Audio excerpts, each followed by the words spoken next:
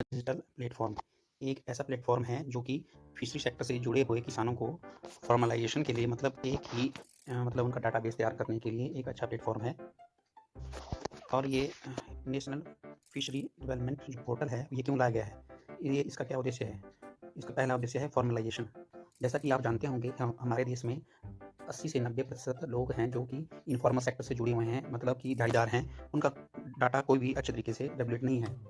अच्छे तरीके से रेगुलेट करने के लिए गवर्नमेंट ने उनको एक पोर्टल लॉन्च किया गया है जो कि फिश सेक्टर से जुड़े हुए हैं। इससे एक डाटाबेस तैयार होगा और लोगों को कोई भी स्कीम गवर्नमेंट लॉन्च करती है तो उसको अच्छे तरीके से इम्प्लीमेंट करने के लिए हेल्प मिलेगी। सेकंड जो इसका पॉइंट है इन्फॉर्मेशन, ये गवर्नमेंट स्कीम प्रोवाइड करने के लिए एक अच्छा पोर्टल बन जाएगा जिससे कि गवर्नमेंट का जो बेनिफिट है बेनिफिशियरी तक अच्छे तरीके से पहुंच सके। जो थर्ड जो पॉइंट है वो है स्कीम। स्कीम के अंतर्गत गवर्नमेंट बहुत से इंश्योरेंस की स्कीम्स देती है जिससे कि लोगों की जो आजीविका कमाने में काफ़ी सुधार होगा। चौथा जो पॉइंट है रजिस्ट्रेशन। इस पोर्टल के लिए लोगों को अपने एक पोर्टल एनएफडीपी का जो पोर्टल है उसमें रजिस्ट्रेशन करानी पड़ेगी।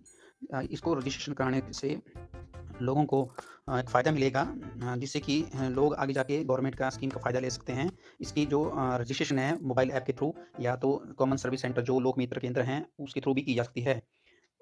वन स्टॉप प्लेटफॉर्म ये एक प्रकार का एक ऐसा प्लेटफॉर्म बन जाएगा जिससे कि लोगों को आर्थिक रूप से सहायता देने के लिए और उनका इंश्योरेंस और क्रेडिट फैसिलिटी या फिशरी के रिलेटेड कोई भी सपोर्ट दी जाएगी, वो आगे जाके ये पोर्टल काफ़ी हेल्प करेगा।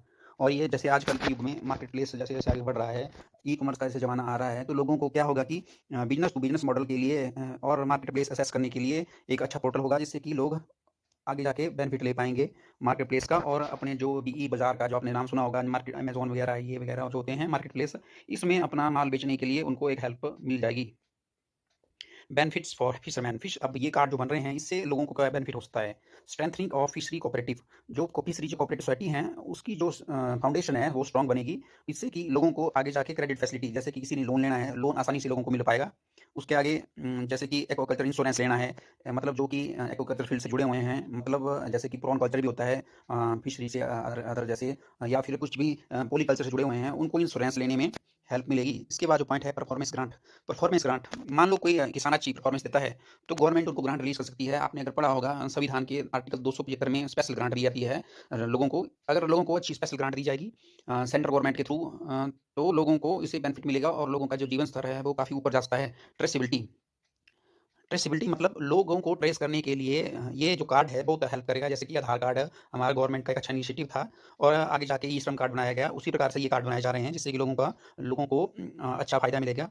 ट्रेनिंग कैपेसिटी बिल्डिंग, ये एक अच्छा प्लेटफॉर्म होगा जिससे कि लोगों को ट्रेनिंग देने के लिए और उनकी आजीविका में सुधार देने के लिए काफ़ी अच्छा जो फिशरमैन को ये कदम उठाया गया है।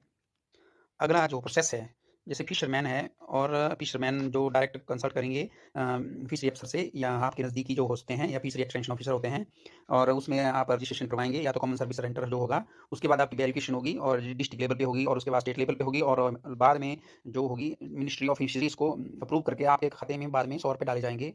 और इंडिविजुअल रजिस्ट्रेशन, अगर आप एज ए इंडिविजुअल रजिस्ट्रेशन करना चाहते हैं तो आपको एक वेरिफिकेशन नंबर आएगा, मोबाइल नंबर वेरिफिकेशन होगी। पहले आपको 4 नंबर का कोड आएगा और फिर आपको 6 नंबर का कोड आएगा।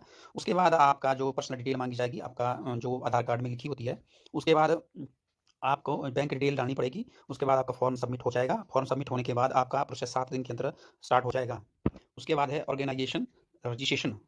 रजिस्ट्रेशन ऑर्गेनाइजेशन, जैसे कि एक बार आप रजिस्ट्रेशन कर देते हैं तो ये आप रजिस्ट्रेशन जो कॉमन सर्विस सेंटर होते हैं लोक मित्र केंद्र, उसमें भी करवाने के लिए आपको 7 दिनों के भीतर आप रजिस्ट्रेशन करवा सकते हैं। जो रजिस्ट्रेशन का डेमो है उसको आप देख सकते हैं आगे जाके। सबसे पहले आप नेशनल फिशरी डिजिटल प्लेटफॉर्म आप गूगल में डालेंगे। जैसे गूगल में डालने के बाद नेशनल फिशरी डिजिटल प्लेटफॉर्म इस प्रकार का पोर्टल खुलेगा। जैसे ये पोर्टल खुलता है आपने न्यू यूजर रजिस्ट्रेशन पे क्लिक करना है।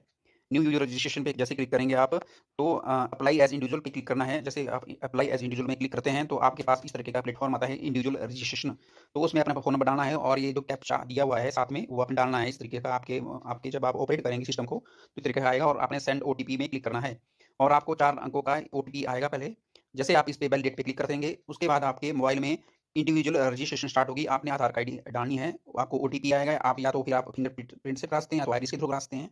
ओटीपी के थ्रू आप करवाते हैं तो आपने क्लिक करके वैलिडेट आधार करना है और इस पे जब आप करेंगे तो आपको 6 अंकों का ओटीपी आएगा। ओटीपी आने पर आपने वैलिडेट करना है, क्लिक करना है वैलिडेट पे। उसके बाद रजिस्ट्रेशन फॉर्म आपने फिल अप करना है, मोबाइल नंबर जो भी डिटेल इसमें फिल होगी वो आपने करनी है सारी।